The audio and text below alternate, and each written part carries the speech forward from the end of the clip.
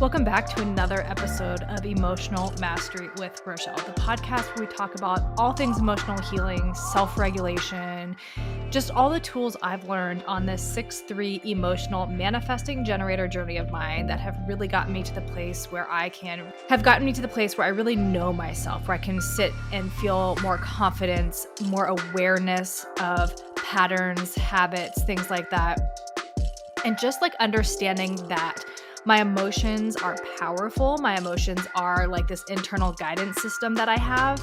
And it's really about mastering the tools that allow me to regulate those emotions, not allow them to take over, while simultaneously listening to them and trusting them, because I truly do believe that our emotions are our GPS. It is like our guidance system. It is the thing that really tells us what is for us and what isn't for us, but so often we get really in our head about it and our mind takes over and then we overthink it, which makes the emotion so much bigger than it needs to be.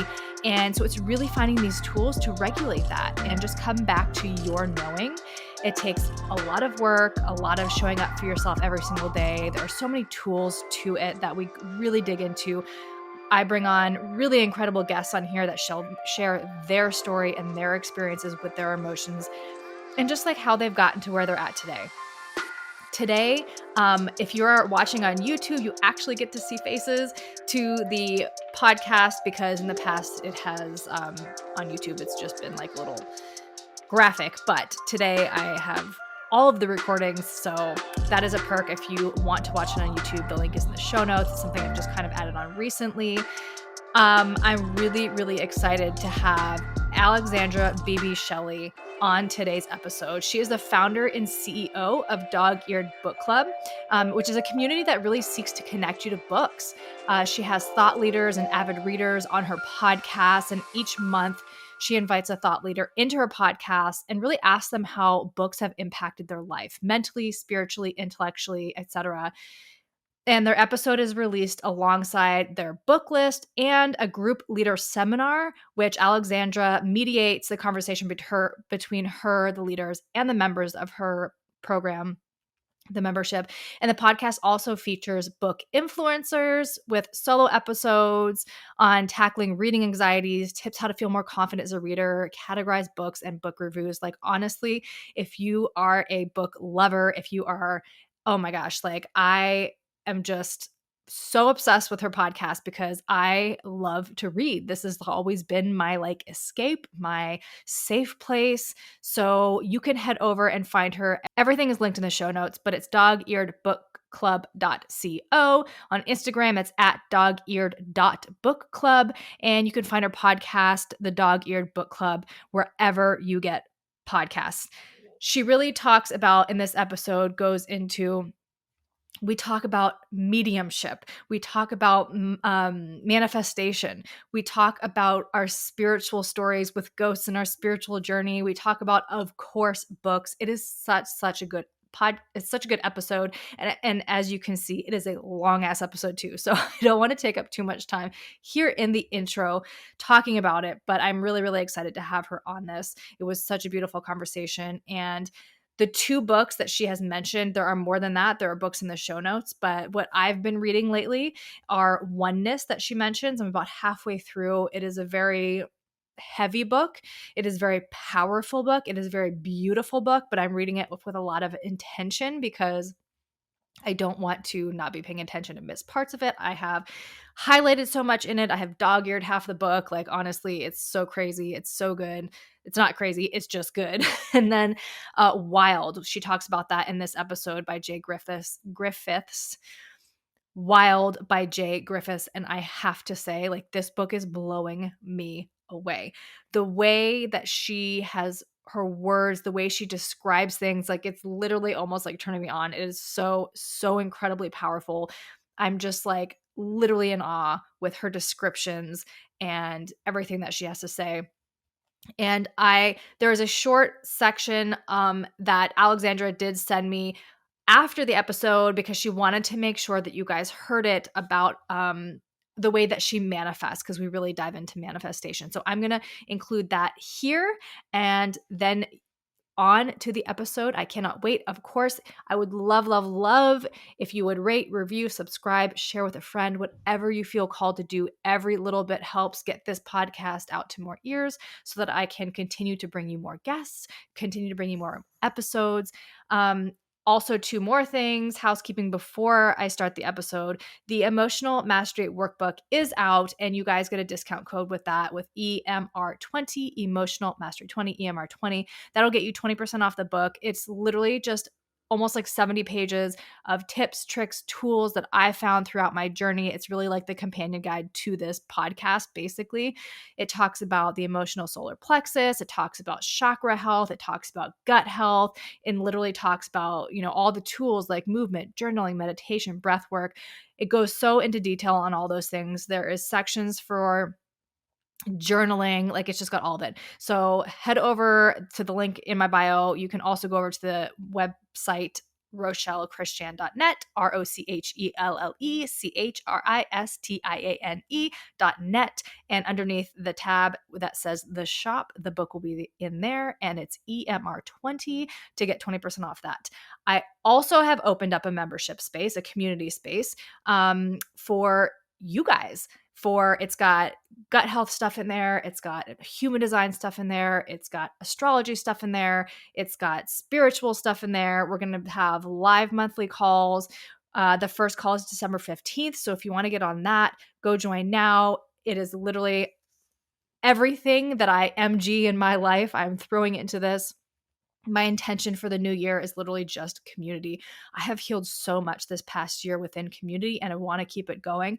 And so this is a space where we can create this community where we are lifting each other up, where we are supporting each other, and really just sharing everything we've learned along the way and just listening to each other and creating that space. Because I think that's so important. That's so often something that we don't often do, I feel like, is just listen, right? So many people just want to be heard. And that's something that I think this world needs more of, is to just honestly, genuinely listen to each other. So that is my goal. That is my intention. And the December 15th live call is going to be all about intention setting. So as we go into the new year and at the end of December, I have in the past 2 years taken all of December off the podcast. I'm not doing that this year. I'm just taking the last 2 weeks off the podcast, and then it will resume in January. But head over. The link is in my bio for that as well. Not my bio. The link is in the show notes for that as well. So head over there, click on that, come join us in the community space. I am so excited for this. It feels so powerful, and I'm so just so lit up by that. And I cannot wait to see you all in there. And so again, there's going to be a short clip that Alexandra wanted to make sure that you heard, and then there will be the episode. So until next week, I will talk to you guys then. I believe the most important piece when it comes to manifesting is really putting in the footwork.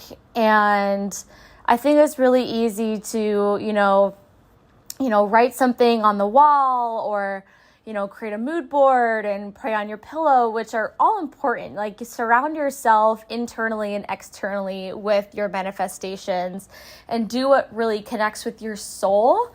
But it's really all about doing the work and living out in the world doing the work, because that's where the beauty is done. That's where change happens. And I'm not saying that meditation, that prayer, that chanting, that song, that whatever you do is not important, because it is. It's definitely a very important piece to raising your vibration. But your vibration comes with living, comes with doing. And that's where I have seen, my manifestations come true when I ask, Spirit and God to really guide me. And I ask them, please help me do the footwork. Please allow me to see, hear, listen, do, go where I need to go and speak who I need to speak to, do what I need to do, feel what I need to feel, all that in order for my manifestations to manifest. Well, welcome to the Emotional Mastery Podcast. I'm so excited to have you here. I always start with just tell us as much or as little as you would like to about yourself, your journey, how you got here. And this being a podcast about emotions, I always love to just know what your relationship with emotions has kind of been throughout your life. Oh my goodness. Okay, so I guess I'll introduce myself, right? Okay, so I'm Alexandra Shelly, but ever since I was a baby, I've gone by BB. And that's a fun, cute little story. So both of my parents are from New Zealand. And yeah, when I was born, they're like, oh my God, she's such a little beep. And I wish I could do the accent. I just do the accent so poorly. And then it evolved into BB, and I've had the nickname BB ever since. But it's actually funny until like this year, actually, when I got my job, I was like, you know what? I kind of like Alexandra. It's kind of a vibe. And I felt like it almost felt like a new era for me. I'm like, no, I feel like I've really grown into my own and I've healed so much and I've shedded so much. I'm like, no, I think I'm actually ready to be called Alexandra. I live in Santa Monica, California. I'm from Orange County. Definitely classic California girl. Oh my gosh, how I got here, holy moly. So I went to University of Colorado Boulder. I've always been a writer. I've literally had 5 million journals. I was just obsessed with writing. And then ever since I won this like super silly writing contest in 4th grade where I wrote a story, and then when you win, they act it out. And it was I don't even know if I should say what it was about, but it's so funny. I'll just say it because I was like in 4th grade. It was about a snowflake that was too small to play basketball. Like, are you kidding me? But everyone loved it. It was a winner apparently. And ever since then, that was like, wow, I really love storytelling. And so then I got into college, and my dad is like a very successful, pragmatic entrepreneur. And he was like, BB, you need to do something, that can make you money. And I was like, okay, well, and I tried economics classes, literally got a D. I couldn't get it for the life of me. And then I saw my college counselor, and she was like, have you thought about the School of Journalism and Advertising? And I took my first advertising class, and I was like, this is it. This is everything, because it's creative, but also like it's business. And I've been in the advertising world like for a few years. I've interned at some like super cool places. And then, wow, honestly, how I got to LA Times is pretty crazy. I feel during COVID was probably one of my most pivotal years, because I was doing so much shedding and grieving of my old self, and grieving of the relationships I had. And I think I was also just grieving BB. I'm like, I'm not a little girl anymore. And I think people saw me as a little girl. And, my dad was going through like a potential divorce, and, it was COVID. And I was also going through my own spiritual awakening. And when you accept the path of spirit, for those who are like doing mediumship, like you literally have to sacrifice like things in your diet and people and energies. And like I had a whole autoimmune thing. So like it was just the most insane year of shedding for me. And I've had the idea of DogEared Book Club for years, actually. It was actually, sorry, I just realized I haven't even looked at you once. Sorry, I really ADHD, so I look around when I talk. I just realized I have not looked at you at all. So pretty much I thought of Book Pantry at one of my internships, and I knew I wanted it to be like big and beautiful and just different. I didn't know what the heck it would be, but I started out like super scrappy, interviewing like really awesome like CEOs or whoever. And that's actually how I have some of the leaders on that everyone will be seeing eventually, which is super, super cool. And then during COVID, that was also when, again, I did a lot of healing and shedding. And I was like, no, like, this is it. I'm going to make it my life, or not my life. Oh yeah, actually my life. What am I saying? But I want to make it real and like give it a heartbeat. And then it was pretty crazy. It's so wild. So I think in like October, I was living in this apartment with like this girl, was a friend of a friend, and this roommate-ship was like, it was like good on the surface, but like not great, just because I think I really wish her the best and I hope she's healing. but it was just a relationship that was just like, I think there was just a lot of resentment on her end, and like, I hate saying it, but like jealousy, it was just really bad. And so for a while, for 3 months, I was like manifesting like more money, a studio, like a wonderful partner. Like I was really manifesting some big things. And I know I haven't like done any kind of crazy manifestation programs, but I know I love to be magnetic, and I know something she says, and a lot of people say, is like the universe works at the 11th hour. And so it's certainly at the 11th hour. My roommate and I had a huge falling out. Like it was really traumatic. Like I had a whole skin breakout all over my body, and like that's just kind of my weak point. And pretty much it was like kind of festering for like a few weeks, and then it got to February, and I got the call to, and then all of a sudden out of the blue, I got a call to freelance at LA Times. And I was like, wait, that's amazing.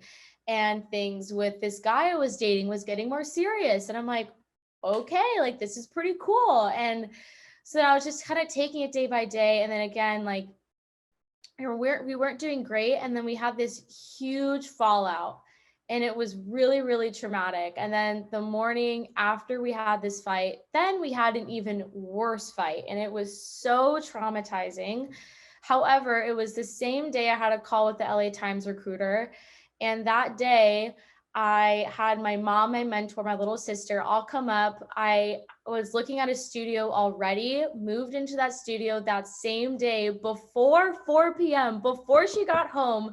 99% of the furniture was mine. So she came home to an empty ass apartment. And then 2 days later, or no, a day after I got the call that I got the job, like a full-time job. And then it was my birthday a couple days afterwards, like my 26th birthday. So honestly, sorry, this was like the most long-winded introduction, but I feel like it was so important to share that, just because I think just all those years of really hard work that feels like torture is just so worth it, because it got me here, honestly, got me in front of you, got me manifesting dog-eared, and it got me to a place where I feel like years ago I would have been like, wow, I wish I could be like that girl. But now I'm like, no, I am that girl. Like I am this like badass boss bitch that's like doing her thing and like feeling super proud of herself. So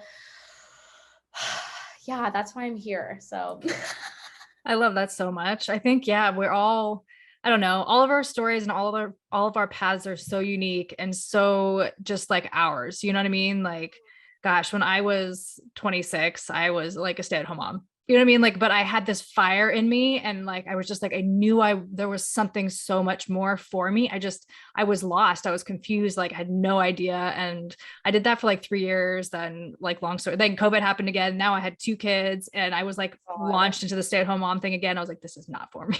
I cannot do this. This is like not my path anymore. But I love that. There's like a few things that I want to touch on or ask questions too. Like, totally. Of course I want to go back to the mediumship thing, but my like, I love manifestation work because and you mentioned to be magnetic. I had done it I want to say like a couple years ago, and I'm a manifesting generator in human design. So I'm just like scattered. I'm all over the place. I couldn't be consistent with it. In hindsight, I think it just wasn't the time for me. Like the things that I wanted to come through. I had too many shadows that I hadn't seen yet and whatever, but I started doing it back in July.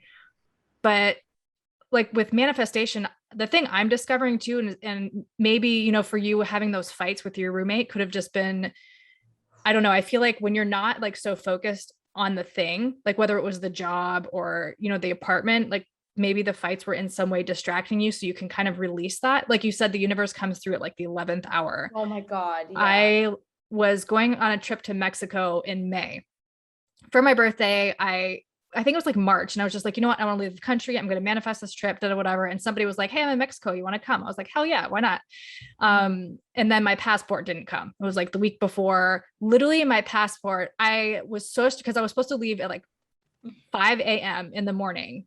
And this was like, so less than 48 hours ahead of time. And I was freaking out. I called the passport office. They're like, well, you can overnight it, but we can't promise it's going to get there. I was like, I like did this paperwork back in, I think it was the beginning of April, and my trip was middle of May. I was like, how is it not here? And I opened Instagram, and the very first post was just like something about the universe like tests you, or it makes you wait till the 11th hour just to show you how to trust. And I saw that and I closed my phone. I was like, don't even stress. It's going to come. Literally the morning before my flight, I got the notification my passport was at my house. I was like, oh my gosh. But I think it's because like you have that trust and you just let go. It's like when you're so focused on the thing and it's almost like you're like suffocating it. It has no space to go anywhere. And the universe is just like, you have to let it go. It's the craziest thing getting there. You're like, ooh, like, I don't know. I can let it go. But God, it's so freeing once you finally do. Also, this looks so weird, but I'm drinking apple cider vinegar and Manuka honey. I just don't want to like, it's so acidic on my teeth. Oh yeah. I have this apple cider vinegar. It's like a little, you only take like a tablespoon of it. It tastes terrible, but it's got apple cider vinegar. It's got jalapenos. It's got, oh my God. Yeah, turmeric, ginger, all these random things. I know it's like helping me. I know it's helping me. Yeah. But like, other than to be magnetic, what is your manifestation process? Like, how do you call these things in, and like any steps that you take, or is it just kind of like, do you put it out and just release it? It is so weird because I feel like I didn't have a formal, or I still don't really have like a super formal, like process. I know, I mean, for one, like this is so funny. So, I mean, one of the things that I really try to do is just like, definitely number one, put it out there. And whenever I like speak about it, it's always like, I am going to be this, or like, this will happen. And like, I will make it happen. I've never said like, oh, like there's no way I can't even finish a sentence. It's like, like it feels like vomit.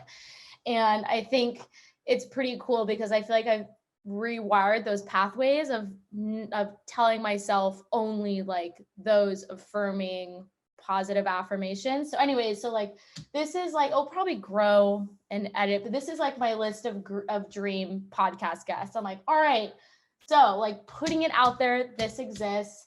And then these are like just affirmations, like different affirmations of myself, like I'm abundant, I'm intelligent. So I think definitely continuing to just speak to myself with like loving, kind words. God, I mean, I'm like trying to think what else I do. I think one of the biggest things is just really like making it known to spirit and really dropping into spirit and being like, look, I really like, this is where I really want to be. And this is what I desire. And it's just kind of weird because one of the gifts I have is like claircognizance. So I just know, which is kind of cool. And I just like, I guess for the specific thing, it's just, I just know what to do. And it was, I actually wanted, I want to share it with you girls. So when that sweet, what's her name? Allie Dietz, she shared her kind of like blockage with money. And I would say I've cleared a lot of my blockage with money, but I think there's just like a little bit of residue over. And so I like wrote, cause I know, I never usually do this, but I learned so much on TikTok. It's ridiculous. Like I learned that like when you do something to song and rhythm, like it heightens the vibration. So I was like, what if I wrote a really like ridiculously catchy song about money and like money loves me. I love money and money is love. Money is good. And like, it was just, I don't know, I could like get my like notebook or whatever and like sing it. But I was like, okay, like I can get behind this. So, I mean, again, that was kind of like all over the place, but I think that's just one of the things is I just, yes. I think also I saw it on a random Google search because I was like, I want to manifest this. I think something that really resonated with me is not so much manifesting the thing, but manifesting how you'll feel, which I totally resonate with because I know we'll get into it, but I am an emotional, like oh my God, I'm an orb of like, literally my sweatshirt is empathy is free. Like I'm just like an orb of emotion. And I think that was really huge because, you know, for instance, again, like I look at like, again, I love my dad. He's a role model. He's my friend. Like he's amazing, but you know, he's very, you know, men are very money driven. And I think one of the reasons like I want to be very wealthy is like, I really want to reframe that success. I want to reframe success as like beautiful and loving and abundant. And like, it's good. It's a good thing.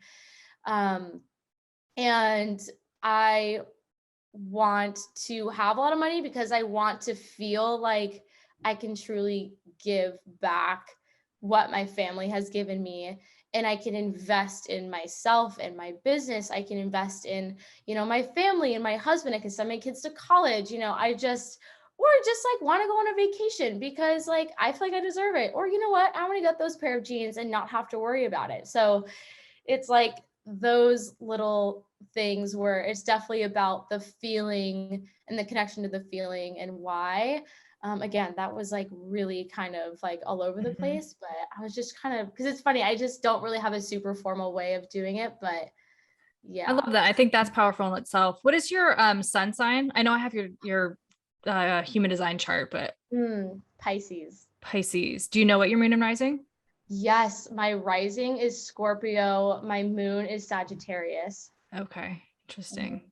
Mm-hmm. My son's right. I think we talked about this. My son's rising is Scorpio.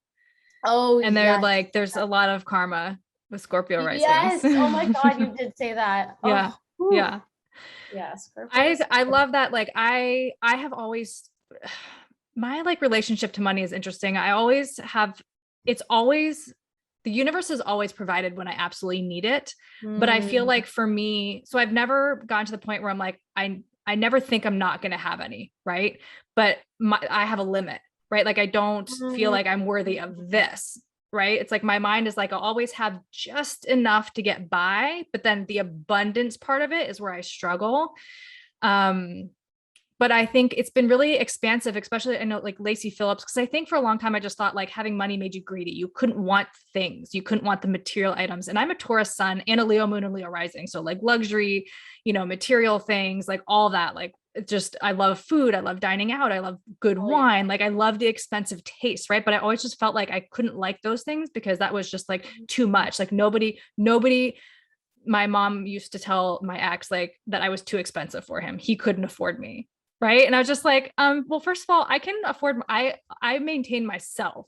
Right. Like I can take care of myself just fine. And then like even people like after that I would date, like after I got divorced, she would tell them like, you can't afford her. And I'm like, so I just had this idea that I couldn't want those things, right? That it just made me like too big and too much. And I know she was like well-intentioned and, you know, our parents are what they are, but you know, like listening to Lacey Phillips like talk a lot, like that was one of her authentic codes was luxury. And so there's just, I think like being in this space and like just deepening myself and obviously like unblocking and going through the shadow work just really kind of has given me that permission of just like, it's okay to want things. There's nothing wrong with the material. There's nothing wrong with wanting like luxurious, like lifestyle. Like that's all okay. But I had a question for you. You were talking about just not allowing yourself to even like kind of think the negative version of things or just being like, has that always been there for you? Or is that something you had to work on? Because I think a lot of us, like even with, you know, when it comes to abundance and money, we can, you know, like sitting and journaling, like I'm worthy of it, I'm this, but then somewhere our subconscious is just like, no, you're not. Right. It's like, how did you, or how did you like rewire even that like subconscious part? I think, oh yeah, I mean, like I'm on like, you know, antidepressants and I've been on them. I actually switched to a new one, like literally months ago, and they're amazing, but I've been like, I was diagnosed with like, you know, severe depression and anxiety. Oh, I would say like senior of college. What is that? Like 5 or 6 years ago. And I've definitely been an ADHD kid all my life. I just think what my dad, you know, said to me one time at we had like an amazing dinner, like really connecting and kind of, you know, it's my older brother, me, and then my 2 little sisters. And, you know, my mom was an addict. She also had an eating disorder that was untreated for years, like ever since she was in like, I think college until she was like 40 or 50, and she's 62 now. And, you know, there's just a lot that went on in my family. And, but then, you know, my brother kind of was on the rocks, and like my little sister Lizzie is, I don't know if you've heard of it, but she has Fragile X. She's high functioning, but you know, they had to take care of Lizzie. And I was just like a really easy child. Like I don't know. I think the way I coped with a lot of life was like just ignorance is bliss. Like like I'm just gonna play hopscotch. Like I have no idea. But I think since I was kind of not tended to for a while, I think I didn't know what was wrong with me, and they didn't know what was wrong with me because of the way I coped. I was like, oh, why do I hate myself when I look in the mirror? And I was like, oh, I don't know. And then I went to bed, but I just didn't really know how to kind of speak about it with my parents. And yeah, I mean, definitely also like even another thing, like I went to like a really posh private school in Southern California, and I went there for like almost my entire school career. Like it's preschool to high school, and I left to public school like junior senior year. But anyways, like we had these advisory groups, I don't know what you call it, but it was like a staff member had like a random selection of like girls or boys, and like you would meet once a week and have snacks and chat and like just kind of have fun, like watch a movie, or then like they would also talk about your quarterly report cards and like, you know, whatever, because they're kind of like a mentor to you. And straight up, this math teacher of an advisor counselor of mine literally called me a ditz and an airhead. I was like, what? And I went to all my teachers and I was like, did you call me this? And they're like, no, that is so unprofessional. And so, I mean, so the crazy thing that it's like, it was math, and I already did not like math. So for so long, I was like, I'm really bad at math. Like for years, I'm like, I'm not touching the tip. Like, yeah, I'm not doing the tip. I'm not doing the tip. And I was always tell myself like, I'm not good at math. I can't do math. And I think, yeah, like, I think people also saw me as like stupid because I have really high energy, maybe because my name is BB and it's kind of like bouncy and silly. And yeah, I mean, I know definitely like I had several girlfriends that, you know, have, you know, social climbed past me, if that makes sense. And it devastated me, and it felt like I wasn't loved enough, or my love wasn't enough.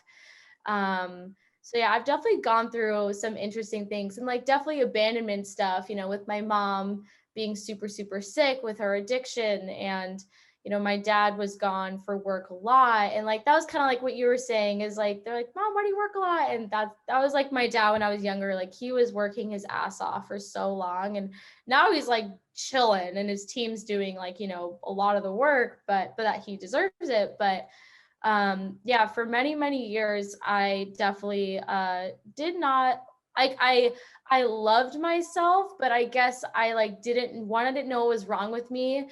And two, I didn't know what, like, I was like, how do I put this? I was just like, guys, I'm so nice to you. Like, what do you see wrong in me? You know, like, I feel like I'm perfectly kind and I'm silly and I'm welcoming, and why don't you want to be my friend anymore? Or like, why doesn't this boy like me? Like, I put my favorite headband on today. You know, because I have like really gorgeous friends, and I kind of felt like under their shadow. Or, you know, just yeah, for many, many years. But I would say, oh my God. Honestly, maybe when I started my mediumship journey, which was like 2018, and just kind of really like completely surrendering. And then it probably like intensified during COVID. And I read this book called, have you heard of the book Oneness by Rasha? It's like, it is amazing. So my mentor actually told me to read it, but it's like all channeled from spirit.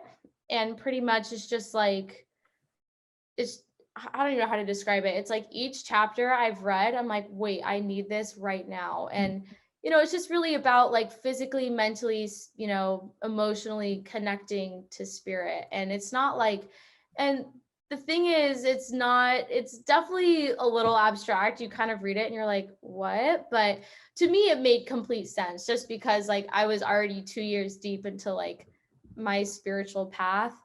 And I think that's where it really got me where, you know, one of the things she said was just like, you know, your thoughts are vibrations and your words are vibrations and your actions are vibrations, and they really, really matter. And, you know, you just need to be so intentional about how you live in the world and your purpose. And like, what was it? There was something about, you know, the decisions you make, like, does that align with you? Like, is what you said, did that align with you? And I think I just knew every time I said something terrible to myself, I'm like, that literally like makes me sick. Like, I don't like being mean to myself. And I feel like I almost manifested like the terrible things, if that makes sense. Mhm. Like, I was manifesting like my worries or my anxieties when I should be manifesting like the good and what I deserve. So yeah, I would, yeah.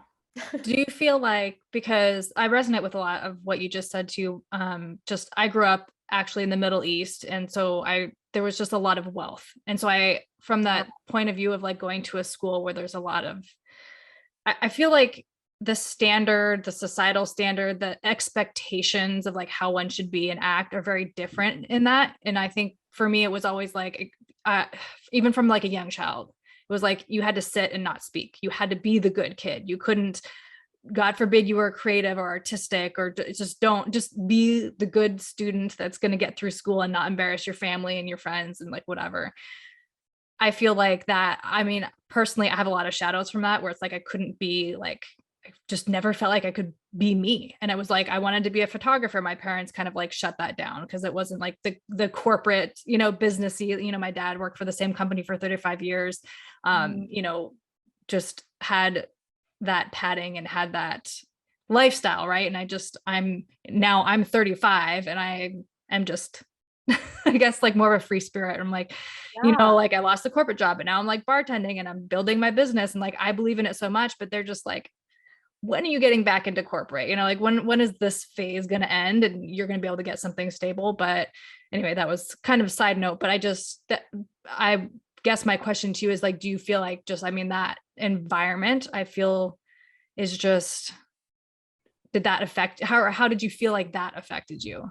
Does that make Oh, sense? Like, so no, like honestly, so much. And it really fed into like one of the really important pillars with dog-eared, because again, like as like I told you, like pretty much like I was blatantly called stupid by a teacher. And I think a lot of people, you know, I even remember like getting mistaken for being younger because yeah, like I probably do look young, like, which is great, cool, but like also because I'm really bubbly. And I think that's a that's a bummer that people see high energy as immature. But I think now that I actually, you know what, revising that statement, that energy that I had was super ungrounded. So it was really hectic, but now I have high energy and it's way more grounded and way mhm. more solid. So I think, but I think even still, and I think also they just didn't understand like artistic, creative, I don't even think ADHD kids. And I think unfortunately, like I remember having a couple friends that, yeah, like that like when they told the school they had ADHD, they would go into a special room to take their tests, which sounds like pretty cool. Like I like even now, like, oh, like that sounds awesome. But I think as a kid, that's kind of traumatizing a little because it really ostracizes you. It's like pointing out that you're different or you, yeah. Right? I think Yeah. there's a lot of like comparison and judgments in that environment too, which there is everywhere, you know, like it's not to say that it's just strictly for that, but yeah, I felt that like comparison and judgment so much of like, I wasn't, you know, didn't have as much money as someone else, or like they were all pretty, or they could afford to have these clothes, or, you know, like just that, like the differences Yeah. there. Yeah. Yeah, it was pretty wild. And it was interesting because like I had like, yeah, one of my best friends like from fourth grade, like, you know, she was my best friend there, and I had some wonderful girlfriends there. But I just like I'm like, I just know like there's so much more for me. Like I know I can meet more amazing people. Like I just know I'm meant to blossom elsewhere. And I'm so happy I chose to go to like Laguna Beach High School. And I actually met like definitely like a like I have like a group of like 20 amazing people where we like all connect for birthdays and like holidays and events, and like we are super, super solid. And I have like my absolute like core group of girls like from that high school, and they have so much depth. And I feel like also in that environment in school, it's like definitely like a huge part of what added to my abandonment issues is my my mom tried to take her life, and like my brother and my dad walked in on that.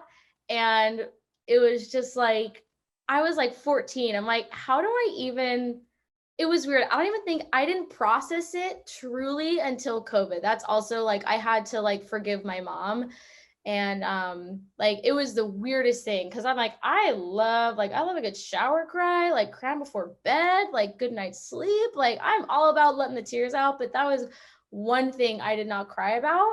And I just feel like none of my girlfriends like at this private school, like nothing against them, it's just like they just didn't get it. Like they just didn't get the depth of trauma or the depth of like, they're like, oh, I don't know. I just feel like it felt very airy fairy. And then when I went to Laguna, like I mean, it sounds like weird and horrible, but I had girlfriends that like truly went through traumatic experiences, and I guess maybe what I'm trying to say is like, they can get deep with me.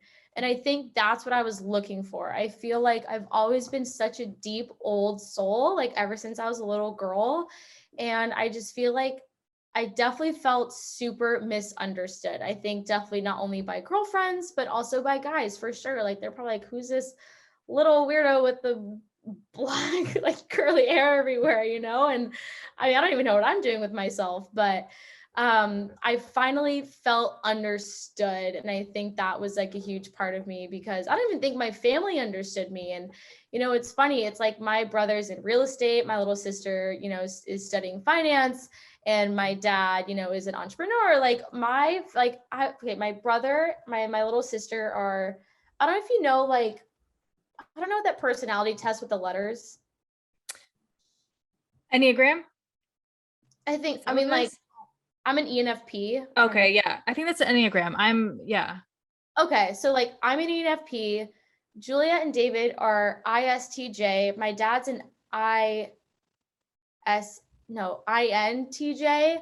And then my mom's like, I think a similar thing. I think my mom's an ISTJ, and I'm an ENFP, and I'm just like here. So I was already so different from a lot of my family. And then I got into mediumship, and then I like am starting a company and a podcast. They're just like, what is going on?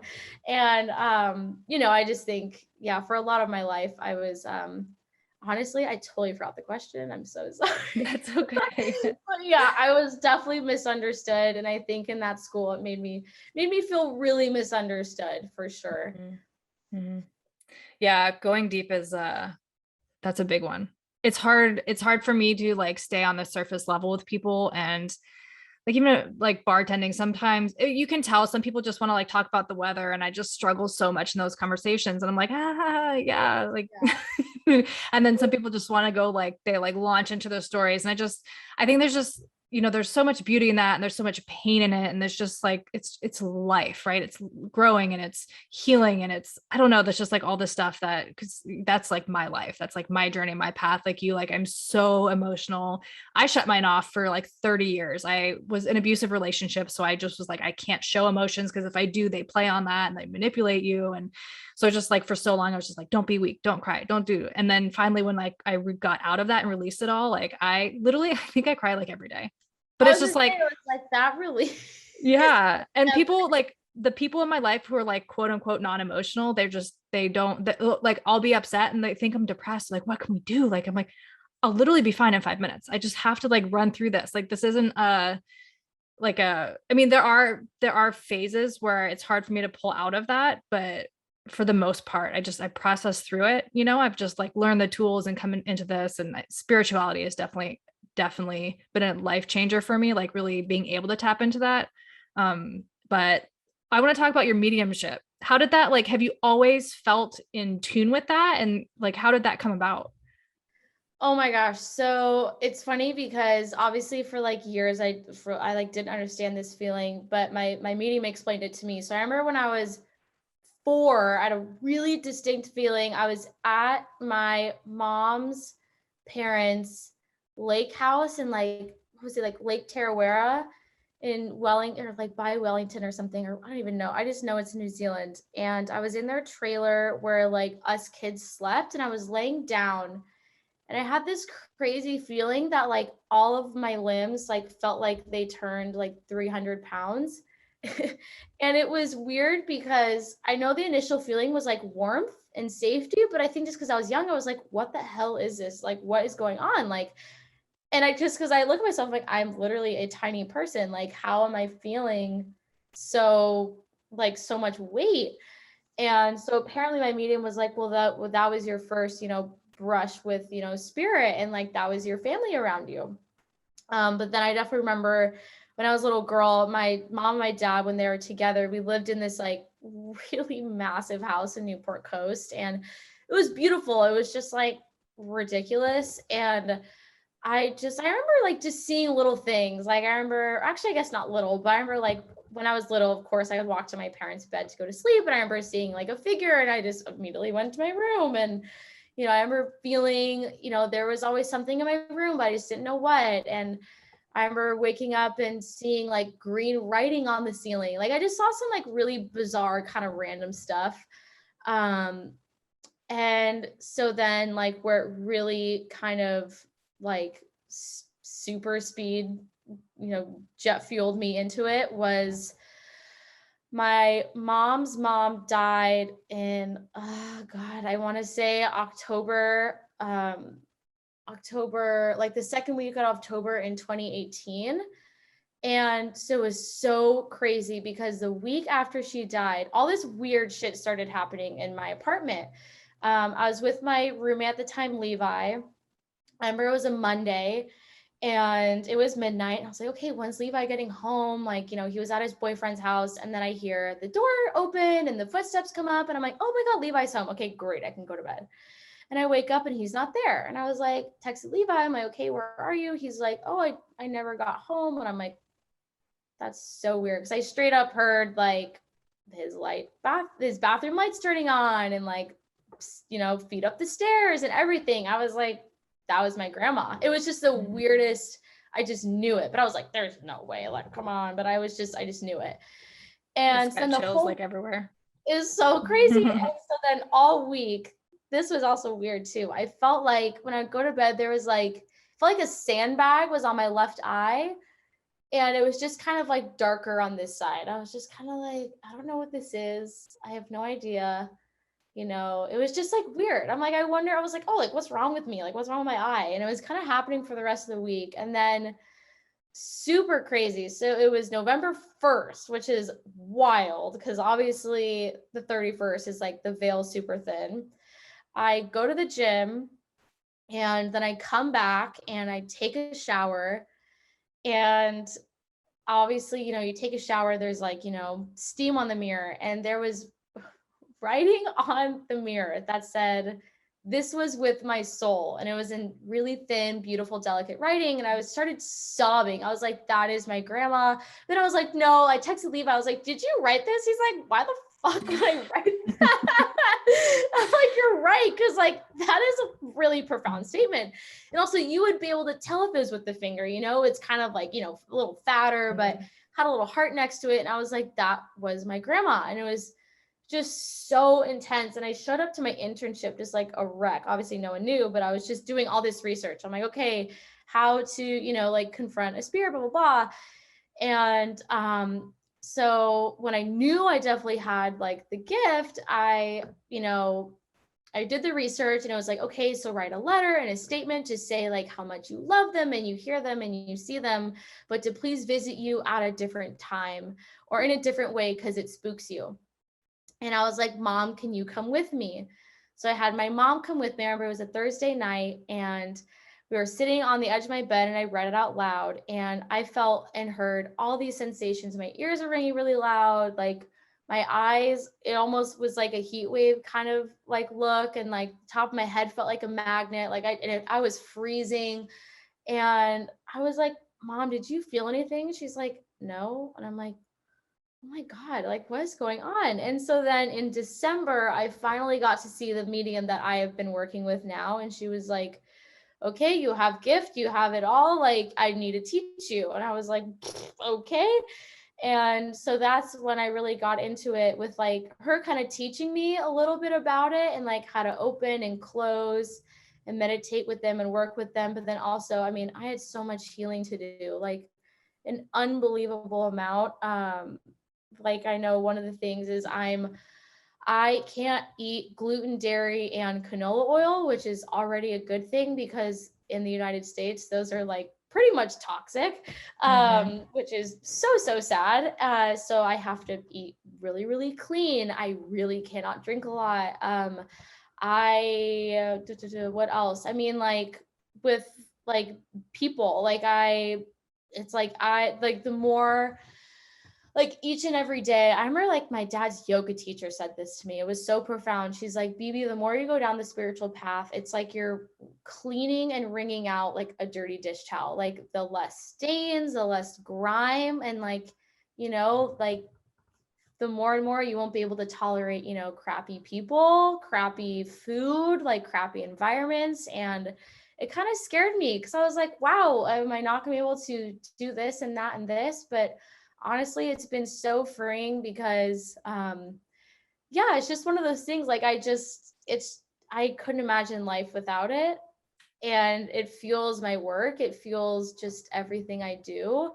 And it's a huge part of me. And I think it makes me like a little sad because there's people who like are literally living double lives. Like they will not tell their family members or their husbands or their wives. And it's like, why? I'm like, hell yeah, I'm doing freaking mediumship. It's so cool. Like, I don't know why people need to hide it. And I think it's just like a huge, it's almost like a part of my brand. Like it fuels, the beauty and dog-eared and like how I manifest and how I goal set and how I write and just like everything I do. So yeah, again, another long-winded statement, but No, I love it. I think, especially the like cleansing your body and like alcohol for me is a big shadow because I think I just always, that was like the way I fit in and the way I wasn't like the weird one and the way I wasn't so shy. And so even if still I battle it, I gave up drinking for a while and I kind of added it back in and now I'm back off the alcohol. But I've noticed like as I deepen my spiritual journey, I just don't feel good. It doesn't make me feel good anymore. Like I just feel gross and I wake up the next day and I'm like, oh, like I just feel so like, yeah. like I want the depth and it just like blocks me. And there's a lot of shadows there, but, and, food and everything too. I saw my first like spirit.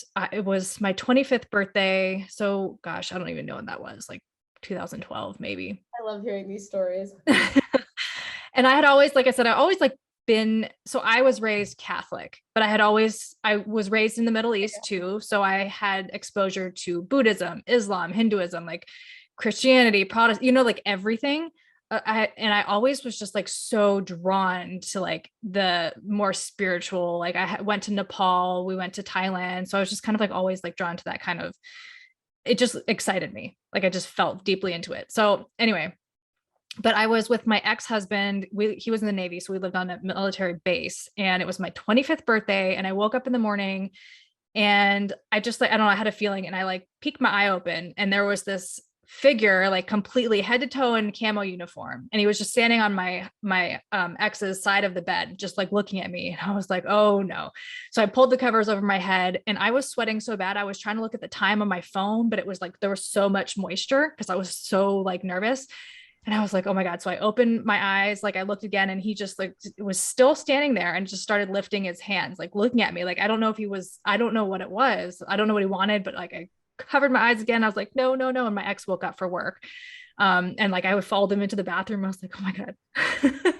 And then I just had one of my really good friends was really spiritual and I called her. I was just like freaking out. And she was like, Rochelle, if you don't want to see it, tell it.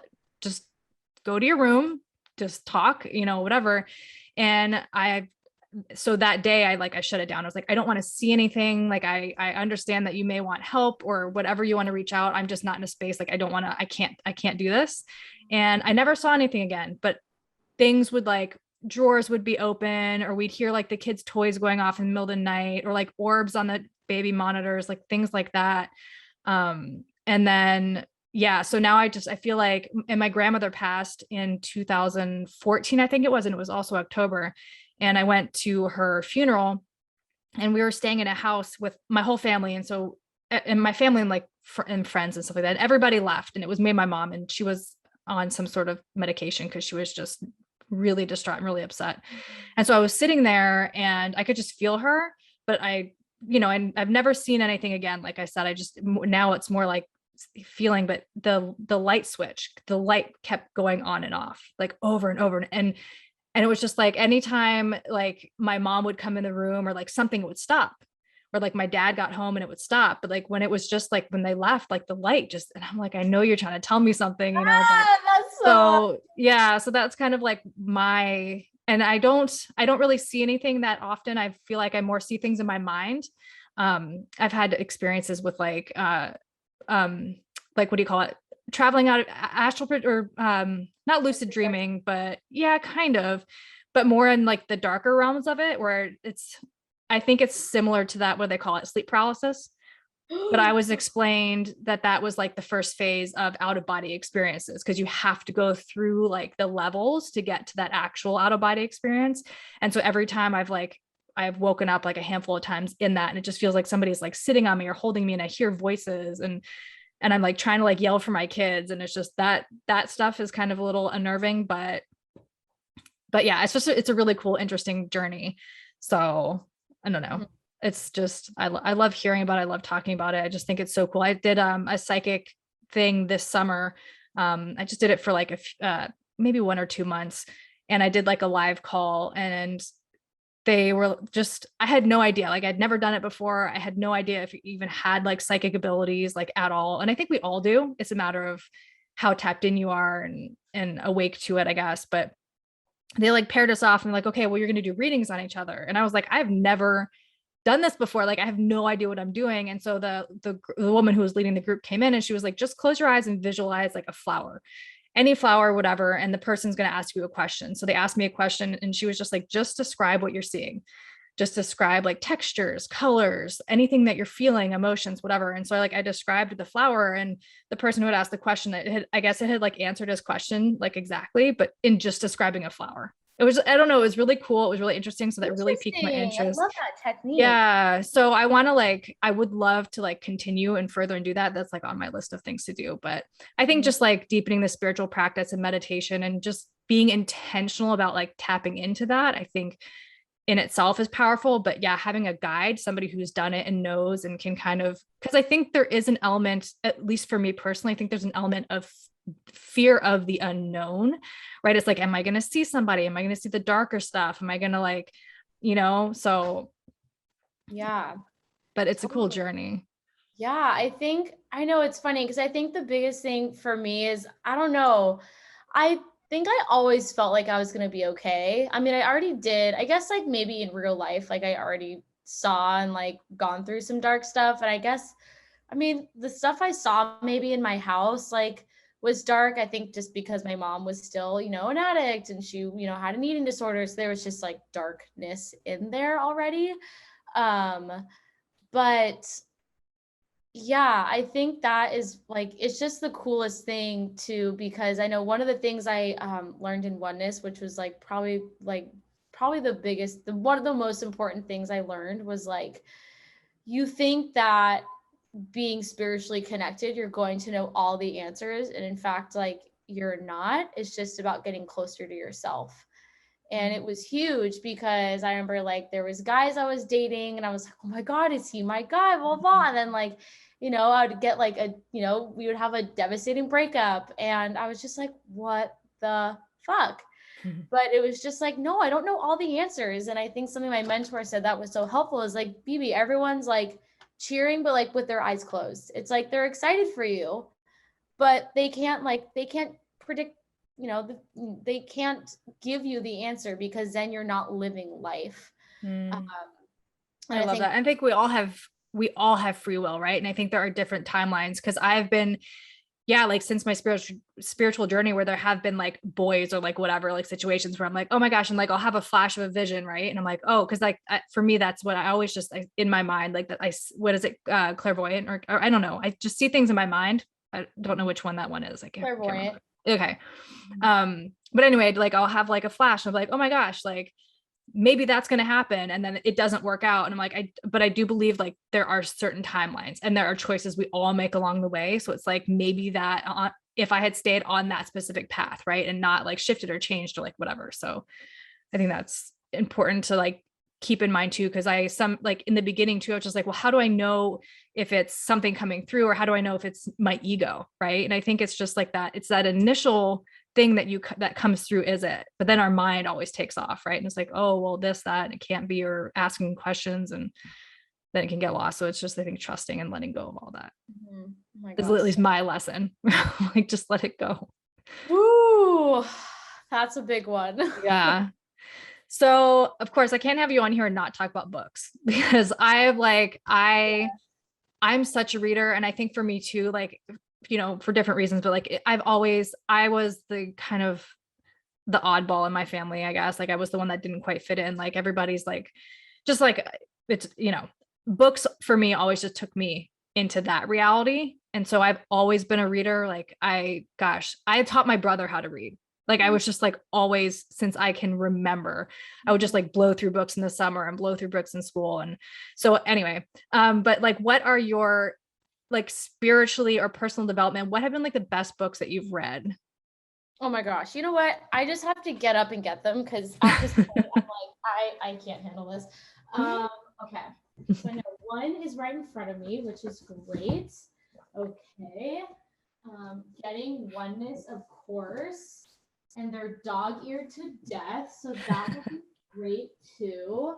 Okay, this one.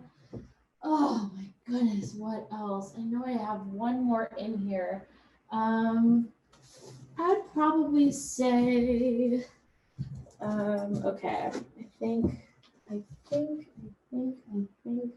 might have, dang, there's one I'm trying to find and I can't find it, and I'm mad, but I know it's here. Oh, there it is. Ooh, it's just,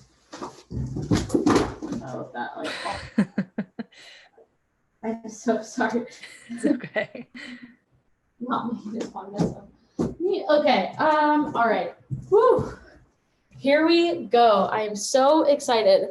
Okay, so probably like the most pivotal one. I just have to say, for anybody who's listening to this and not watching, first of all, I love your energy so much. And she just came over with a whole pile of books. It's amazing. I love it. I literally couldn't help myself. Oh my God. Okay. So, this is Oneness. I've only read it twice. I should probably read it more, but this is what it looks like. And I'm 100% going to buy this like tonight after we get off. Yeah. So many dog ears. Wow. It is so amazing to death. And, oh my God. Yeah. And then like, look at my pages. It's just like, I love so it. unreal. I like want to try to find like an amazing page for you, but, oh my God, literally, we were just talking about choices. Okay.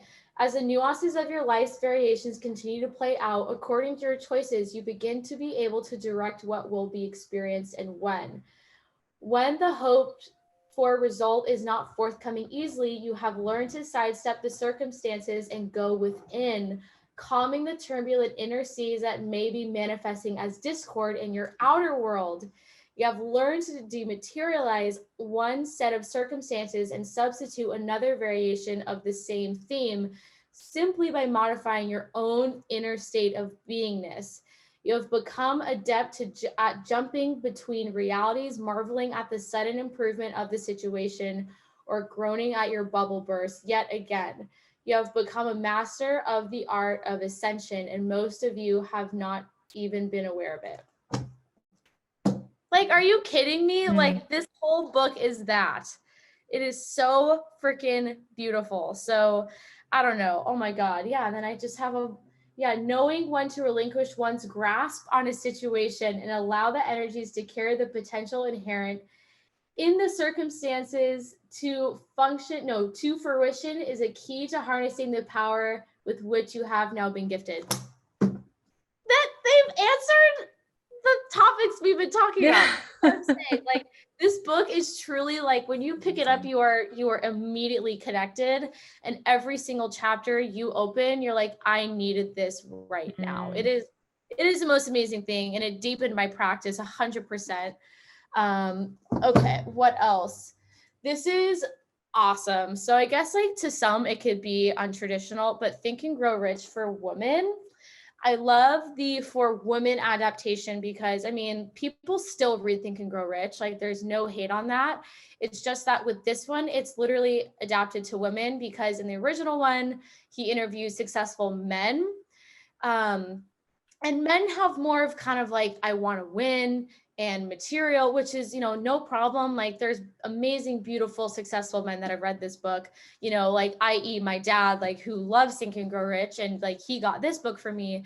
But I love this book because literally the second chapter is about faith and taking a leap with faith and not of faith, and really like harnessing like just your true self, and how success is not about money, it's about impact and purpose. And and I love it because there's also a chapter on like really embracing like your female sexuality, and like she's like, it's sexy to dress up, it's sexy to like make money, it's sexy to look someone in the eye, and things like that. Because I think it's so easy for us women to be like, oh, I'm spiritual and I'm pure and I have to whatever, and it's like, no, like, let's be us. Like, we have to embrace like the beauty that we are in. So I don't know, this book is like a huge boss babe Bible for me, and like an amazing, like, also like if you're spiritual too, is just great, because she talks about like higher power and God, and like really how success is so about tapping into that, which is amazing.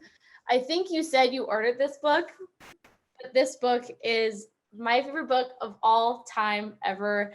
I read it during COVID. It was recommended by a friend. It is legit like it is so messed up. I love it. And this book is about this woman named Jay Griffiths, and she takes a 7-year journey to the elements of the earth that she feels like connect with: water, earth, ice, air, and fire.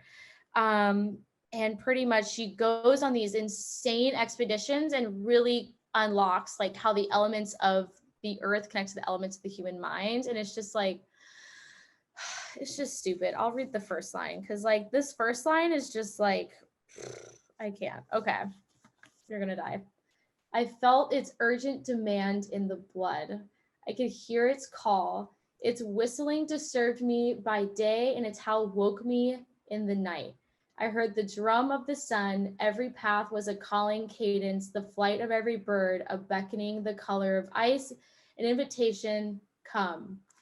Like, are we kidding me? Like, that, it is the most beautiful book I've ever read. And I think a huge part about that book was like, just so like, us humans are so disconnected, and I think one of the funniest lines she wrote was like, I hate golf courses because they're neutered land. It's just like, you have neutered this beautiful valley or like this forest. Like, what have you done? And I think just such a spiritual, like really harnessing and revealing like this beautiful spiritual relationships that us humans actually like innately have with our planet and with humanity, with ourselves. And yeah, it was just the most insane book ever. And then this is just like a classic, The Road Less Traveled, which I read years ago. And it's beautiful because it's really traditional. I mean, some of the things you're like, it may feel outdated for some, but I love it because this wisdom is timeless. And I love it because one of my favorite chapters was about serendipity and how like, like God or higher power like actually exists, like when there's little instances in your life. And I think that was kind of I've always, like you said earlier, is I've always felt like there was something so much more out there. And like, I've always been attracted to like spirituality, but I just like didn't really understand it.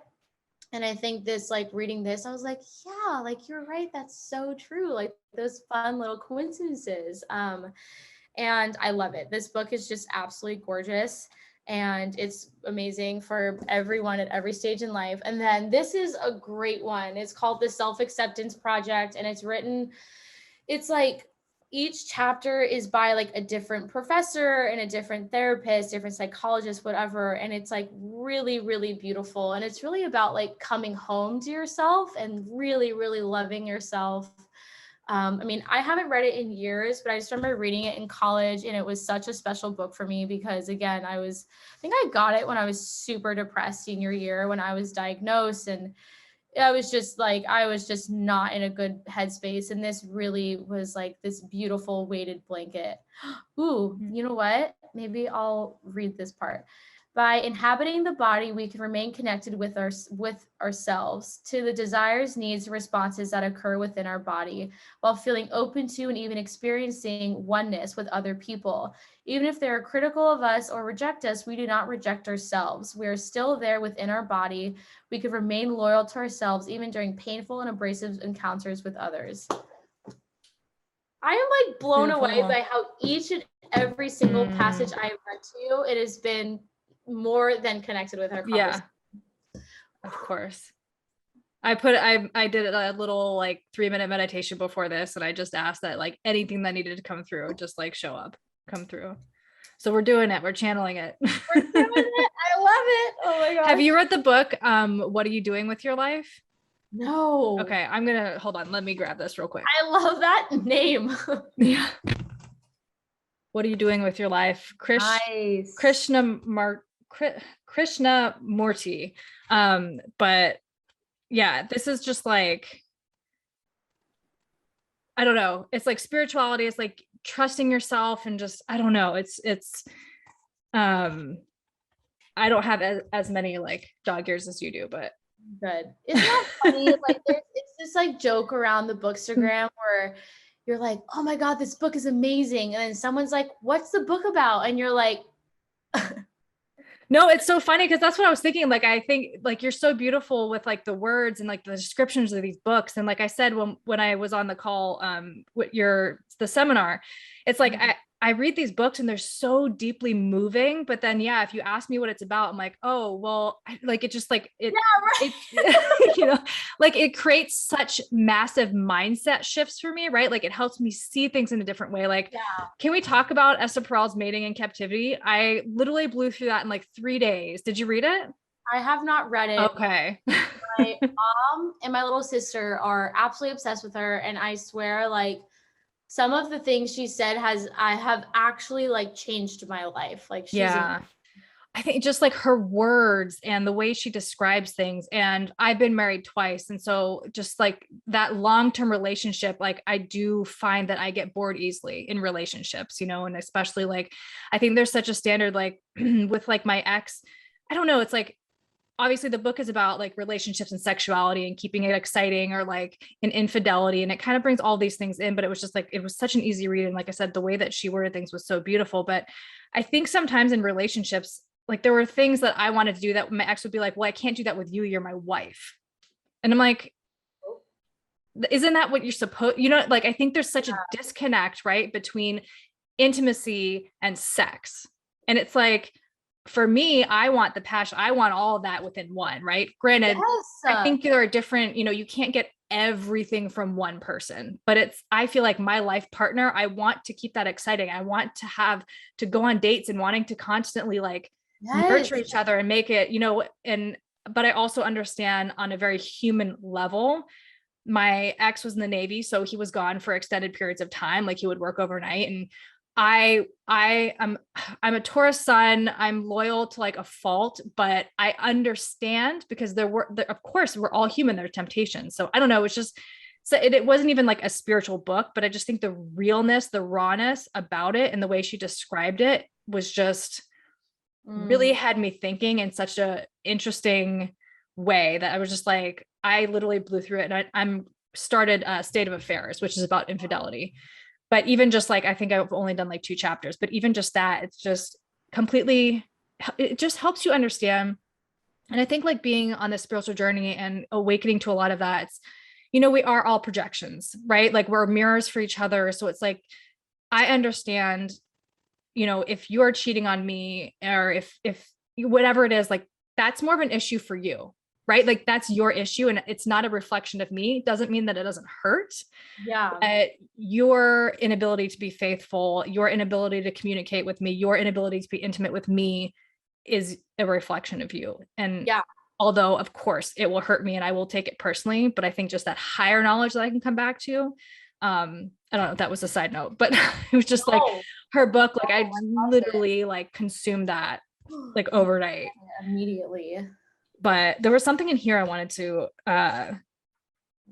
this one. So it's just got like it's all these like little short chapters, but this one is about introspection or awareness. And I thought it was really interesting.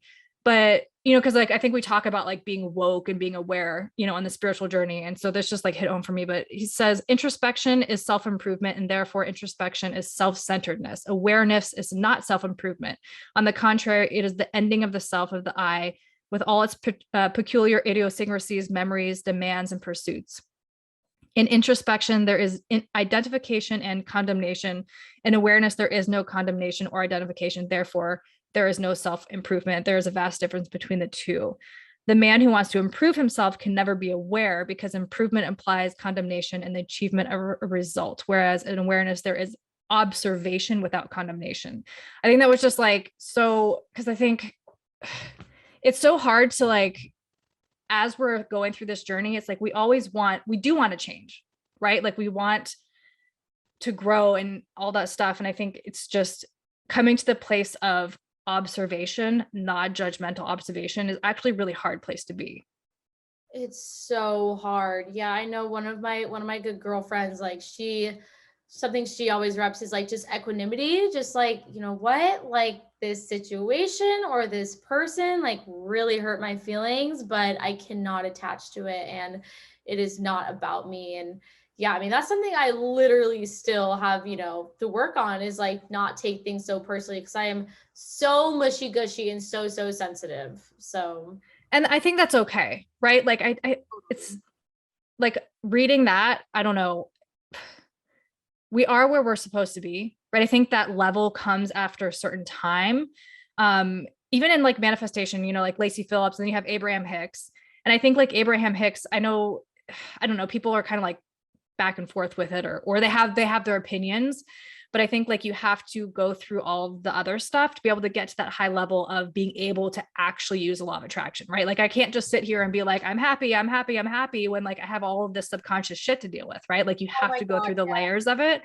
And so like even with that, like awareness, that's a place that you come to. And like even in meditation, like God, I've been meditating for like 4 years. And like even now, it's like I'll have like seconds of that clarity, right? But it's like I'll have 20 minutes of my mind thinking about tomorrow and all the things that I'm doing and like what's going on in my life and boys and, you know, all these kind of things. And then I'll like take a deep breath and tap into something in maybe like 30 seconds, you know? So like, even now, like, I feel like I do these meditations just for like a moment of clarity, but it's like in those moments, it's just like everything becomes clear, right? It's just like, it washes everything away and you're just like, okay, like this is what it was for. oh But my God. Yes. Love it. yeah. Do you have time to do the human design thing? Like, I don't know if I want to like respect your time and everything. I'm like so excited to do it. Okay, cool. What do you know about human design? I just know that there's like, what is it? There's like a 4 or 5 different types of people. There's like manifesting generator, then there's something, and I like legit like barely know anything. I just know it sounds super cool. Okay. So human design is basically like, I feel like it's like a blueprint to who you are, right? It is you before conditioning, before family, school, teachers, all that kind of stuff. Like this is who you are, like at a soul level. And so when you look at your human design chart, yeah, you have the most important things to look at, because it can get so deep. Like obviously there's so much to it. But I think the most important things is going to be your type, your strategy, your authority. I love the profile, which is going to be this little number right here that I'll get into. That's like your personality. And that comes from your sun earth, right, your conscious and your unconscious, like sun earth. So that's like 70% of your personality. And then I also like to look at your cognition, because that's kind of like your superpower. So you are a 5-1 pure generator. And also when you look at this, anything that's in color is areas that you create your own energy. You bring energy to those centers, and anything that's in white are areas that you take in and amplify energy. So for you, you're, of course, this is the Emotional Mastery podcast. I love to talk about emotions. I have a gut health certification just because I'm fascinated with the connection between the gut and the emotions, right? Because I'm just like, emotions have been my whole life. So you're actually undefined emotionally, which I don't like the term. Like they always, like in the books and everything, they're like, oh, the undefined, like you're non-emotional, which is bullshit. We're all emotional. And the thing with you is like, you're taking in and amplifying the emotions of others. So theoretically, if you wake up and you're in a perfect reality, you're in a house where you're not conditioned by anybody's energy whatsoever. There's no animals, there's no people in any other rooms. Like you are literally in your own space completely. You would, in theory, wake up in a neutral mood every morning, which is hard to do. Like in our, what we might live in an apartment, or you have a roommate, or you have an animal, or like whatever it is, like we're always conditioned. And of course, like you have the transits, right? The astrological transits. So that energy is always affecting you as well. But theoretically, if you were to wake up, you would be in a neutral mood every morning, right? But you have these two gates are active. So when you are in the energy of somebody who's emotionally defined, and 50% of us are emotionally defined, 50 are not. So we're like all emotional, right? Because it's like the world is basically emotional. So there's no way you're not going to be impacted by it. Yeah. So you have this gate 37 and gate 55. This one is the gate of the spirit. And let me see where it is. Oh, it's in your conscious sun. So this is like most of your personality is this emotional energy. And it's the gate of the spirit. And it's really just like the opposite side of this. I like to say like this gate right here. So when you have just half, this energy is always going to affect you. Does that make sense? Like it's not yours, but just like everything, like you're seeking it to complete that aspect of you, right? So like this is the gate of provocation. And so it's going to always poke that gate 55, because the gate 55 is the gate of the spirit, right? It's to show you how to like grow and change and like to better your spirit. And so you have this in your conscious sun. So this is like most of your personality. This is your sun energy in Pisces, and Pisces is like super spiritual. Obviously we all have the duality within us, but so that's a huge energy. So even though you're non-defined emotionally, your 70% of your personality is emotional. So damn. Yeah. Not surprised. And then up here, you have a defined head. So this is your ajna and your crown center, basically. I think it's like 30% of people have that defined. My son has it defined, and it's a really interesting energy because my son, like this is your heart center. And so you have this defined. So you don't necessarily ask the question of like, who am I? It's kind of like, can I be accepted as I am? And so like for me, I don't have that defined. So I'm always like, growing up, I was like, who am I? Right. Because I would take and taste these energies of all these other people, trying to find myself in that. Whereas like, if I could just like understand that I'm there to sample it and taste it and release it and come back to myself. Right. So, but yeah, my son has a defined head, which just means like your mind is always going. You're always going to have your thoughts. Like meditation might be really hard for you because it's hard for you to shut your mind off, because you're constantly creating that energy and inspiration in there. Like it's always going. You have an undefined throat center, which is just like my daughter has an undefined throat, and you can use it in attention seeking ways. Like that's the shadow side of it. So where you talk and talk and talk because you feel like you're not being seen, or you feel like you're not being heard. Yeah. And so you overcompensate by like the, one example in one of the textbooks is like, if you go into a party, the person that's talking has an undefined throat, right? Because they're just like, they're going and going and going. My daughter's the same way. Sometimes she'll talk and then she'll like ask me like 4 questions, and I'll be like, I don't even think she doesn't even like realize that she's talking sometimes. Like she's just like goes and goes and goes. I'm like, do you know what you just asked me? And she's like, huh, what? Like, okay. Oh my Just, God, how are you? yeah. And then this is your sacral, which is what makes you a pure generator. So I know I kind of completely skipped over the type, but generators are energy, like what makes you a generator is the sacral being defined. You create its workforce energy, its life force energy, its sexuality, fertility, all that kind of stuff. And so you create that within yourself. So you have consistent access to that. So, which doesn't mean that you can't burn out. It's like, you need to be doing things that light you up to keep you like energized, right? If you're doing things that don't make you happy, that don't light you up, you're going to like crash and burn, because you're putting all this energy to things that like don't feel good to you. So that's really important. And getting enough rest. So it's like, just because it's like a battery, right? Like you can go and go and go, but give it a rest sometimes, right? Like make sure that you are like resting when you get tired. And but generators, they're very like, you do have a lot of energy, but you're kind of methodical with it. Like you'll go through the step-by-step process, and you'll hit frustrations at like each point of the process, and you'll like have to like push through that frustration. And then once you do that, kind of then the magic kind of happens on the other side. And you'll follow these like more methodical steps, I guess. Yeah.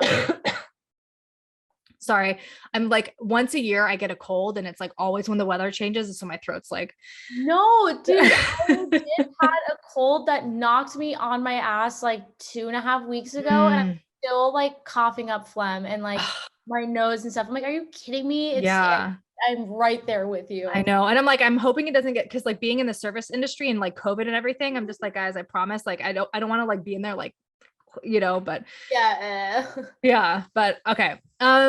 So that's the generator. And then, so basically like you can tap into the sacral response when that's your strategy, right? Or just, sorry, your strategy is to wait to respond. Your authority is the sacral. So it's like, how do you know when something is right for you? You, like, we always say like, go with your gut, but like truly you, like pure generators are the only people who can actually go with their gut, right? Like you have an in the moment knowing.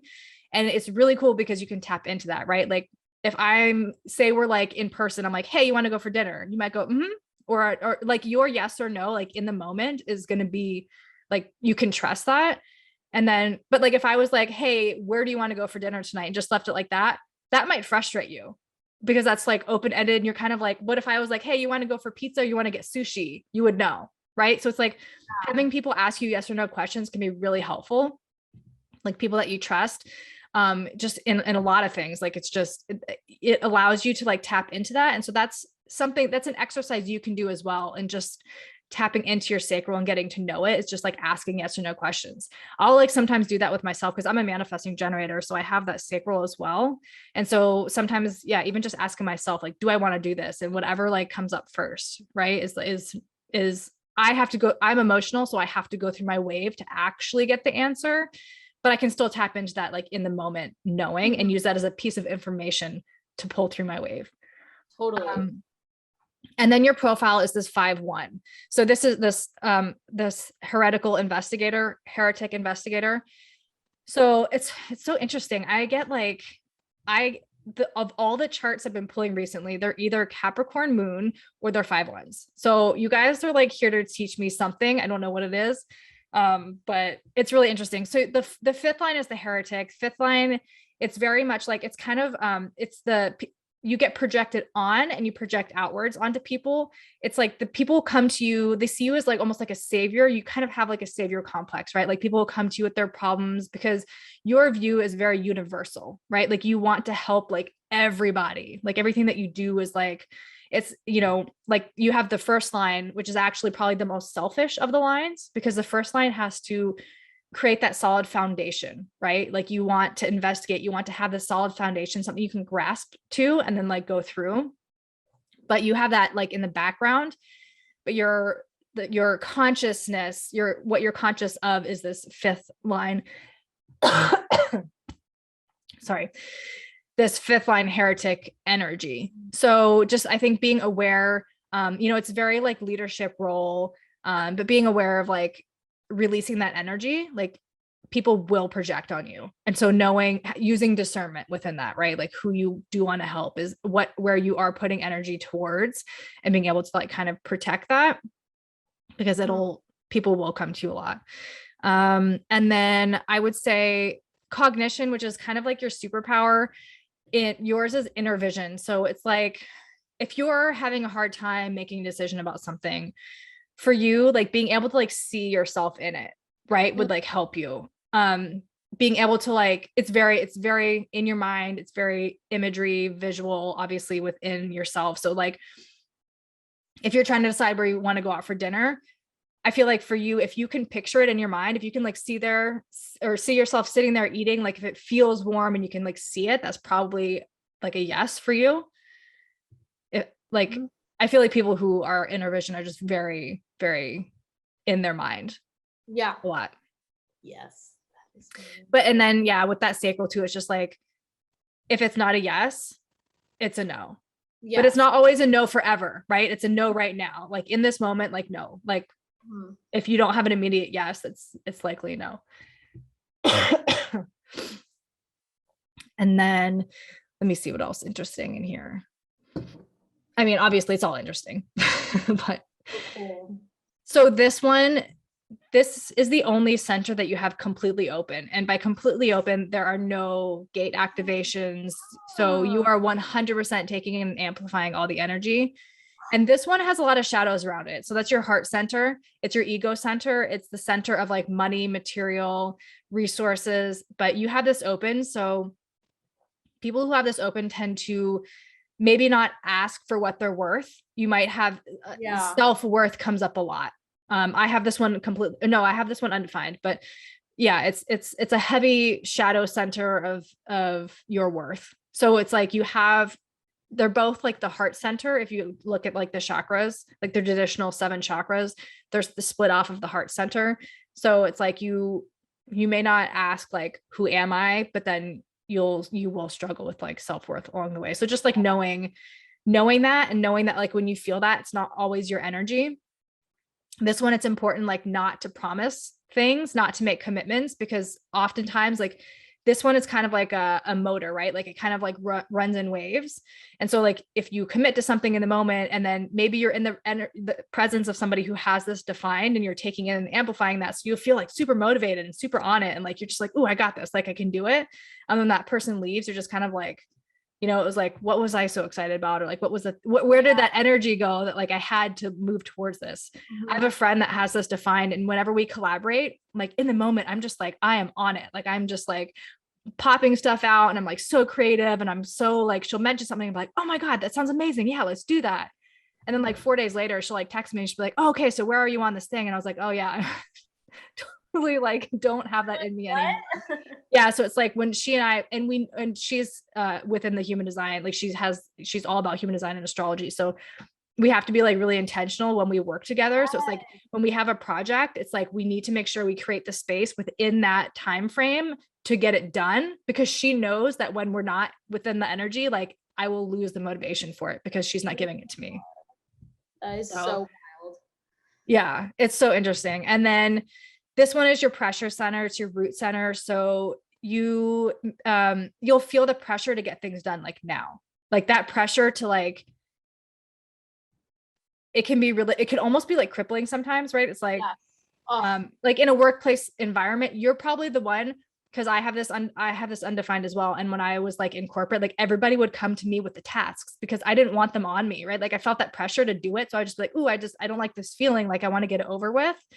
And they were probably like defined. So they're on their own time, right? Like they don't care about your time. They feel no pressure to get things done because they're creating that energy.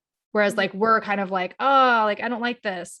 So I'm like, so aware of this when I feel like I have to do something right now. I always like, I just step back and like, this is not mine. Like, I don't have to do this right now. Even with like bartending, it works well for me because I'm like, oh, I got to get to this table. Oh, I got to get to that table. I got to do this. I got to that. I got to get the drinks and I have to like do this, whatever.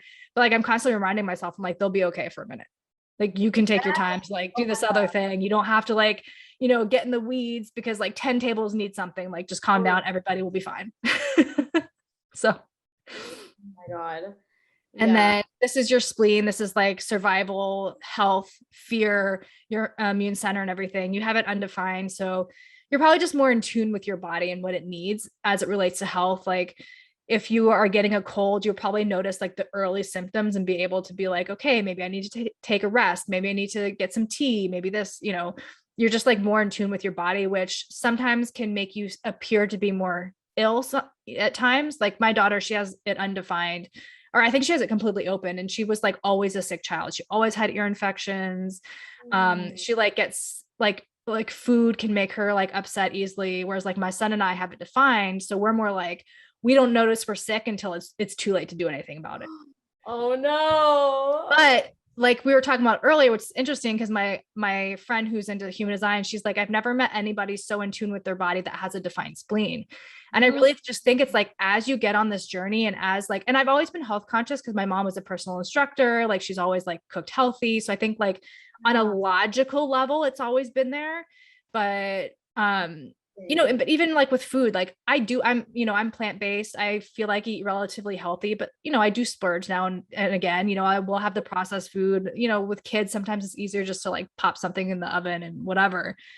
And so like it does affect me, but I just think it's been training, and I think it's been getting more in tune with my body that I can now be like, okay, this makes me feel bad. This doesn't feel good. I'm feeling this way. It had to be something I ate yesterday. So but for me, it took like intentionality and like effort to get there, whereas you've probably always kind of been more in tune with that. Yeah, I have. Yeah. And then just like this, so this here, you probably heard it. Lacey Phillips talks about it. This is like manifestation. So you're a specific manifestor. So for you, it's probably good to like write lists, or not even like write lists, but like when you visualize things in your mind, even if like you said, it's like getting in touch with a feeling, just being very specific about how exactly that feels, or like what exactly you want. It's like some people can just kind of like throw something at the wall and like, you know what I mean? And like it'll manifest for them when they have the other facing. But like, because I have this one left too, so for us, we just have to be more specific. It has to be like detailed a bit more. Yes, 100%. And then let's see, passive. Yeah. So this is your digestion. It's passive. So that really just means like you can kind of eat intuitively. Like people who have that facing left, like they have to wake up in the morning, they have to have breakfast, then they have to have a snack, then they have to have lunch, then they have to have a snack, then they have to have dinner. Like that to me just is exhausting. Like we can just kind of like eat when we intuitively feel like we're hungry. Like I sometimes don't even eat till 2:00 in the afternoon, right? Because it's like I don't want to go to the gym with like a full stomach. That doesn't make me feel good, right? Like so we're just a little bit more lenient with that. I think that's like the biggest things. So like I always just say, obviously type strategy authority. When you first learn this, like kind of just going like playing with that sacral response will help you. Yeah. And just like, so you are here to like wait to respond. And I think people get hung up on that as in like, I have to be, people have to tell me that something's going to work, or like bring a project to me, but it's really just like doing the things that you love. And then people will be like, oh, well, that's amazing. Why don't you do a book? Or, oh, that's amazing. Can you come talk about this? Or, and it's not even so much that it's even so like, I don't know, like a bird chirps and you whistle, right? Like there's such minor things to respond to. It doesn't even have to be like somebody being like inviting you into something, right? Totally. It's just like I use the example of like people, but it doesn't even have to be like that, right? It can be like you're like creating the podcast, and then maybe, I don't know, maybe like you see an ad for something, and then like, and that's like a sign to you to respond in some way for something 100%. Else you were thinking, you know what I mean? Yeah, 100%. Like it doesn't have to be like a person coming to you, but yeah. And does that resonate?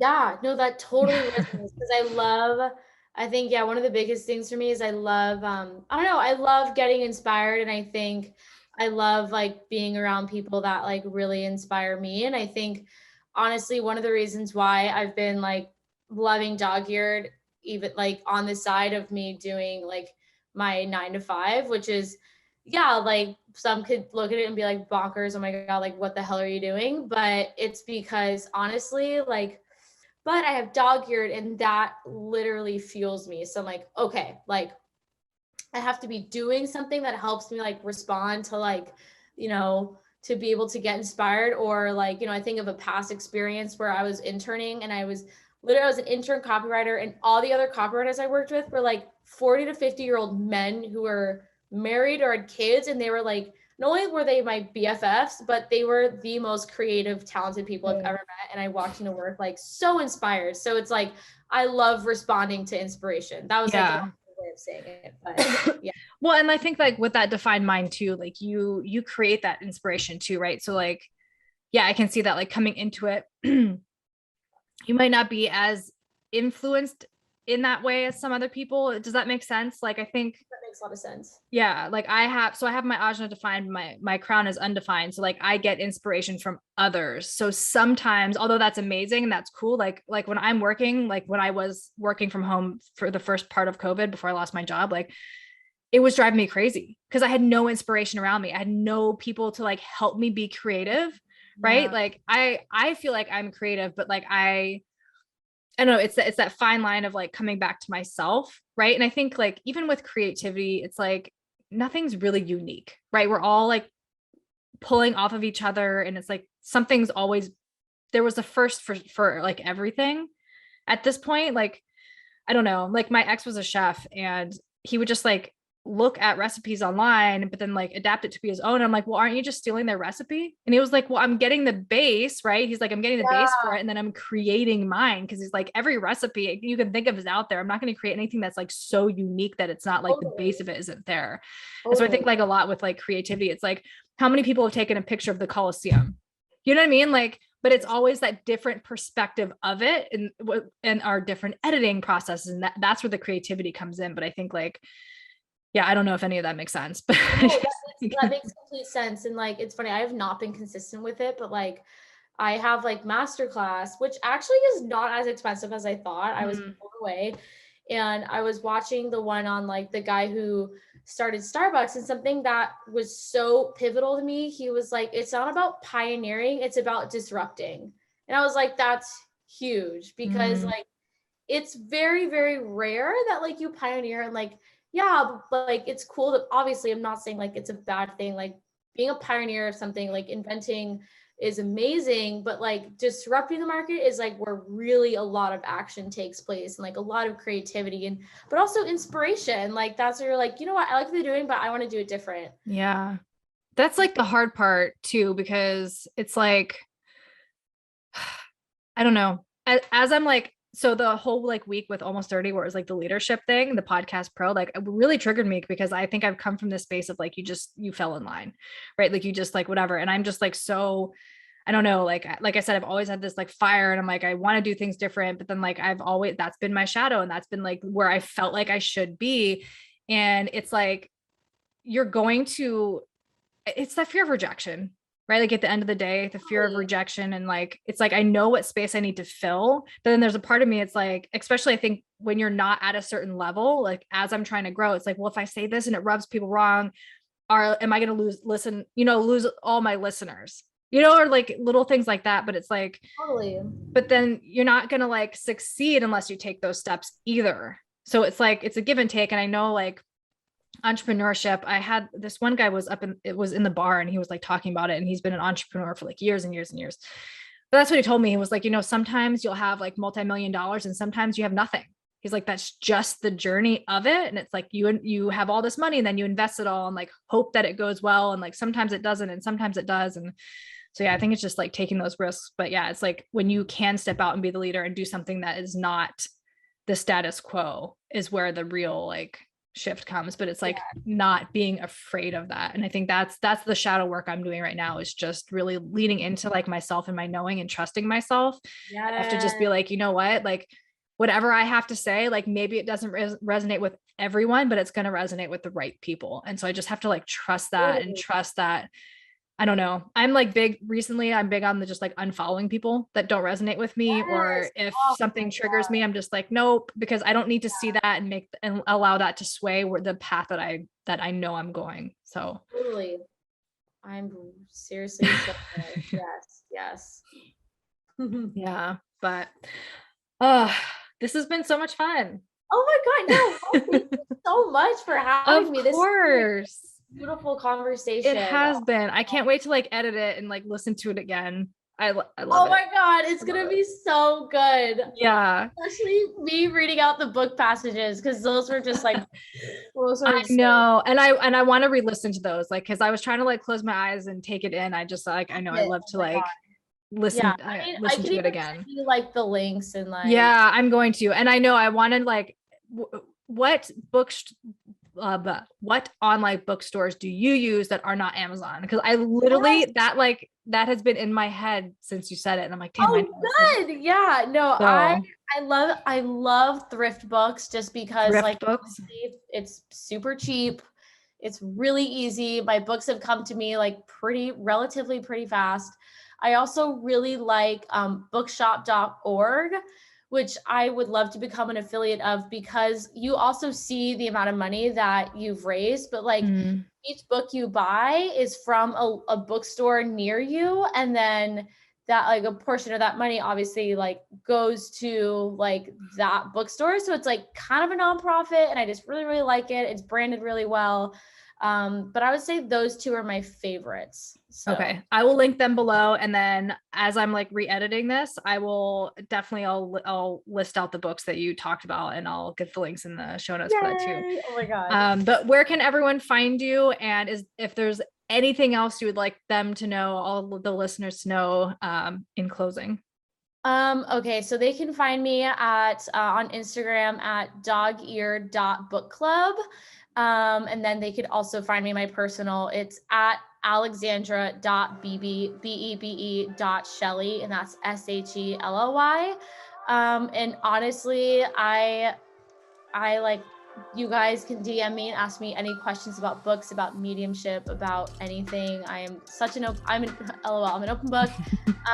And I think one of my favorite things is like I feel like one of the reasons why I love this podcast group is like, I'm so blown away by all you women. Like, we all have such strong purposes, and like, I feel it gave me so much hope that the world is waking up, honestly, because I think it's really easy to look out in the media and be like, well, fuck, like, what the hell? Like, people just attacked our country's capital. Like, what the hell is going on, you know? But then I'm in this container of women, and I'm like, thank God you guys exist. Like, this is what we need. So Yeah. I think like my biggest thing is like, I am so here to like support you guys, like answer any questions about like literally what I just said, books, book recs, about DogEared, about mediumship. Like, I am so here for it. And like, I love you, and I love everyone. So yay, I'm so happy. Amazing. This has been a beautiful conversation, and I will link all of your information in the show notes, and I will probably be reaching out to you about mediumship, because that's just like, I'm so fascinated and so interested. Like I said, I had like a taste of it this summer, and I just feel like on this journey I've been like waking up to it more and more, and I'm just like, I just want to tap into that and just let it go, like, completely. So I'll send you the link to the lady, the teacher that I took. Her name's Lisa Williams. She is she's awesome. She's amazing. She's from the UK, which is where all the great teachers are from, really. And yeah, I took her classes. They weren't crazy expensive, and I loved her. I loved them, and I'm trying to find my next one to take. So if that's like my first, awesome. You can just take a little, dip your toe in it.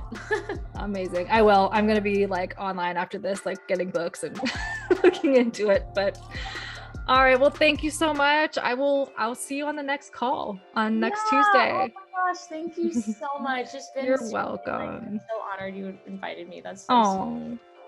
I had so much fun talking to you.